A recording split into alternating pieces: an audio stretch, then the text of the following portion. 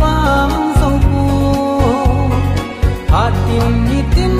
ka hingel zingme kalung sit na amang thei ko o chawang hui hi hung lung in lang gol si lung mong mo nei hung he min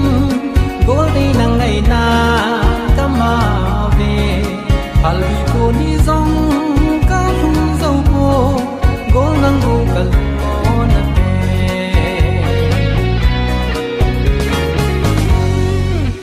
tung chol ha la va em noi hi ngai pul dau na kaman ding hita o lung dei nu hi lam ba na hi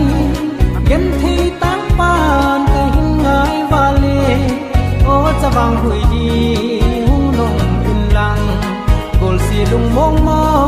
nei hung ze min gol dei nang ngai na kama ve halbi to ni zong ka hum zo ko gol nang bo ka lung mo na pe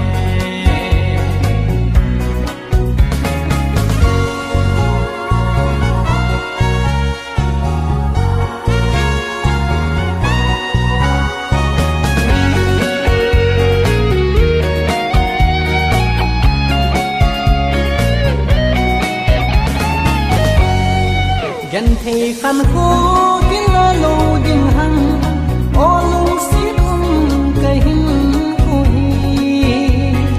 ngai nu in zong lung hin gel thi min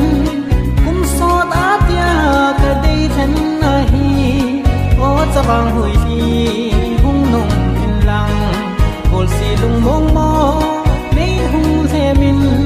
gol dei nang ngai na kama ve halbi to ni zong